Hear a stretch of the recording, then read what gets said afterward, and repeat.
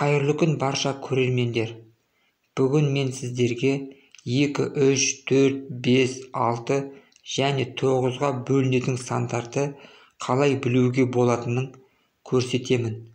Осы сабақты көріп болғаннан кейін өз балаларыңызға үйретуге болады. 2-ге бөлінетін сандар.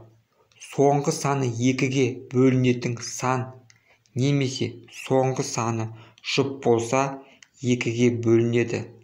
Мысалы, 552, 374, 116 бұл сандардың соңғы саны жұп болғандықтан бұл сандар 2-ге бөлінеді. 3-ге бөлінетін сандар. Санның құрамындағы сандар қосындысы 3-ге бөлінсе, ол сан 3-ге бөлінеді. Мысалы, 432 осы санның құрамындағы сандар қосындысы 9 болғандықтан 432 3-ге бөлінеді. 4-ге бөлінетін сандар. Санның құрамындағы соңғы 2 сан 4-ге бөлінсе, ол сан 4-ге бөлінеді. Мысалы, 5520, 1136, мұндағы соңғы 2 сан 20 және 36 4-ге бөлінеді. Сол себепті бұл сандар 4-ге бөлінеді. 5-ге бөлінетін сандар.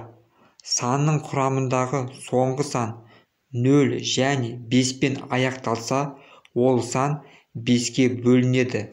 Мысалы, 750, 485, 340, 125 бұл сандардың соңғы саны 0 және 5 болғандықтан бұл сандар 5-ге бөлінеді. 6-ға бөлінетін сандар. Егер сандар 2 мен 3-ге бөлінетін болса, ол сандар 6-ға да бөлінеді. Мысалы, 432 2 мен 3-ге бөлінеді. Сол себепті 432 6-ға бөлінеді. 9-ға бөлінетін сандар. Санның құрамындағы сандар қосындысы 9-ға бөлінсе, ол сан 9-ға бөлінеді. Мысалы, 9846 құрамындағы сандар қосындысы 27 болғандықтан бұл сан 9-ға бөлінеді. Сіздермен бірге болған Нұржан Мырзашұлы.